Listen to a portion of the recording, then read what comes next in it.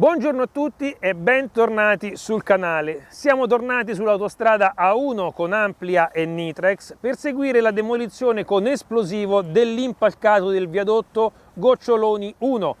Prima di cominciare vi ricordo sempre di farmi sapere se il video vi è piaciuto con un bel like, commentate, fate domande, iscrivetevi al canale, seguiteci su tutti gli altri social e se potete guardate il video fino alla fine. E adesso andiamo a cominciare!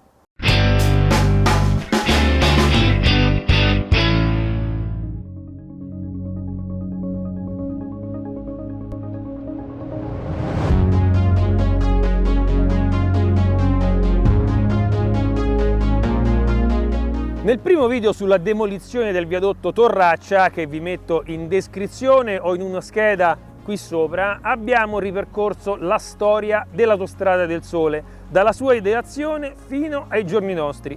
Vediamo ora nel dettaglio cosa sta accadendo su questo tratto di autostrada. Il tratto appenninico è da sempre la parte più complessa e in un certo senso problematica dell'intero tracciato. Prima dell'apertura della variante di valico, completata nel 2015, il collegamento tra nord e sud del paese nei mesi invernali era reso difficoltoso dalle condizioni atmosferiche a causa delle difficoltà derivanti dal suo tracciato di montagna. L'attivazione della variante ha assicurato un percorso più diretto e sicuro, fornendo, insieme al tracciato panoramico, la ridondanza necessaria per un'opera così strategica per il paese.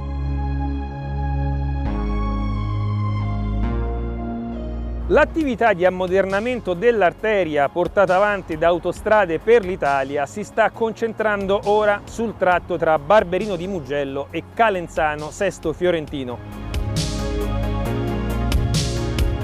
L'apertura della Galleria Santa Lucia nel 2022 ha permesso di incanalare il traffico in direzione sud nel tunnel a 3 corsie più lungo mai costruito in Europa e tra i primi 5 più grandi al mondo per dimensione complessiva, lunghezza e numero di carreggiate operative.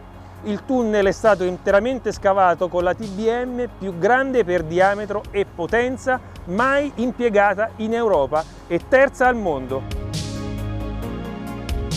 Ora si sta lavorando attivamente all'ammodernamento del vecchio tracciato, consolidando le gallerie, sostituendo gli impalcati di alcuni viadotti come quello che stiamo trattando quest'oggi e adeguando le carreggiate ai nuovi standard. Al momento, nonostante i lavori in corso, il traffico in direzione nord è assicurato su 2 corsie, ma al completamento di questa imponente opera si avranno a disposizione 3 corsie in direzione sud e 4 in direzione nord.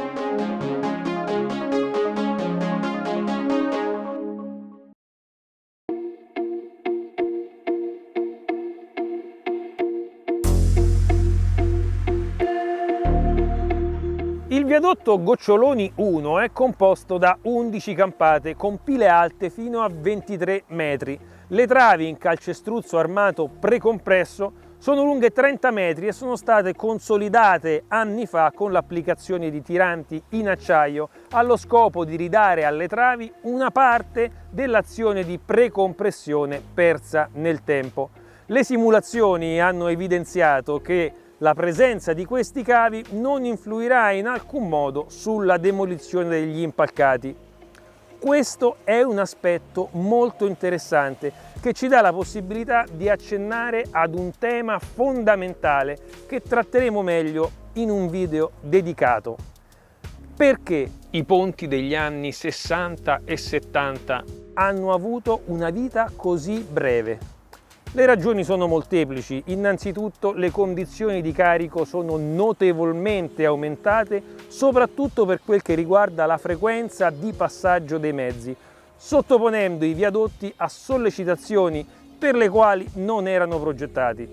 La progettazione spesso è stata di tipo sperimentale e assolutamente non standardizzata, senza alcuna visione sul lungo termine. Considerate che in 20 anni di attività la Nitrex ha incontrato un'enorme varietà di soluzioni progettuali. La tecnologia del calcestruzzo armato precompresso ha rappresentato una grande rivoluzione, ma ha comportato anche delle criticità, derivanti soprattutto da una realizzazione non sempre all'altezza delle aspettative. Non ultimo, la qualità dei materiali, spesso non ottimale, e la realizzazione carente in qualità. Tutti questi aspetti hanno influito sulla durabilità dei manufatti, che a distanza di 50 anni devono essere necessariamente demoliti e sostituiti, almeno in parte, come in questo caso.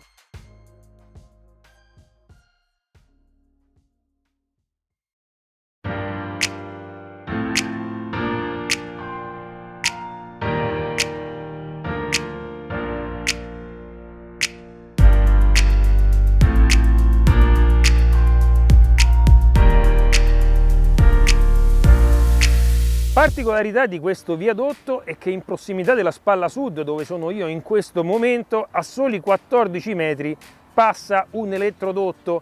Per evitare che la detonazione possa danneggiare le linee elettriche, la Nitrex sta posizionando in questo momento delle reti metalliche sulle sezioni di impalcato caricate.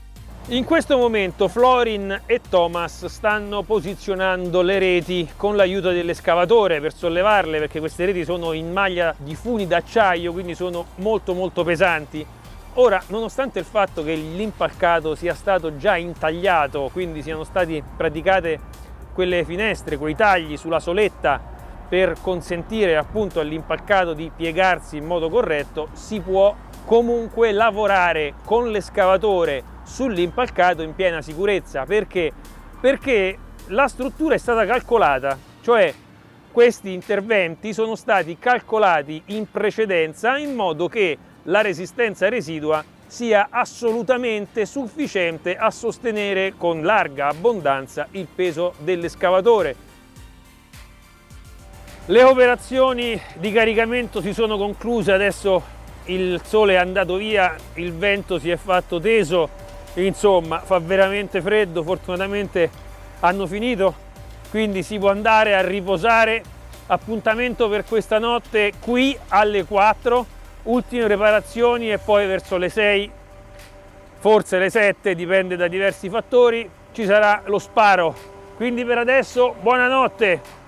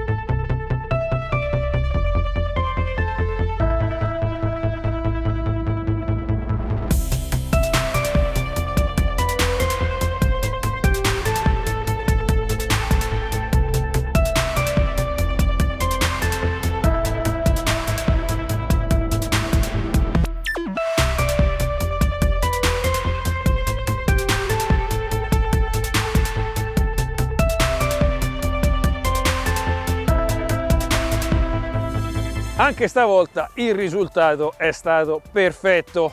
I cavi di pretensionamento, quelli che abbiamo visto che sono stati messi in fase di ristrutturazione del ponte qualche anno fa, non hanno pregiudicato assolutamente la demolizione, anzi forse in una certa quota parte hanno aiutato le testate delle travi a piegarsi, e infatti vediamo che le testate sono perfettamente piegate anche su tutti gli altri impalcati. Le reti di protezione hanno fatto il loro lavoro e infatti l'elettrodotto che è proprio sulla mia testa è perfettamente integro e le reti, come vedete, sono rimaste aderenti all'impalcato, quindi hanno fatto esattamente il lavoro per il quale erano state posizionate.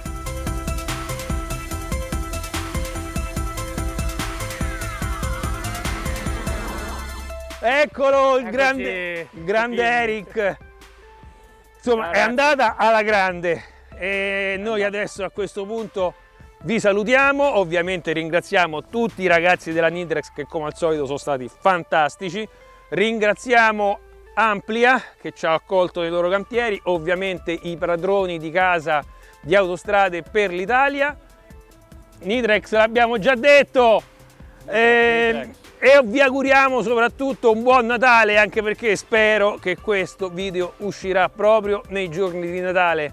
Quindi arrivederci al prossimo video. Prossimo. Ciao.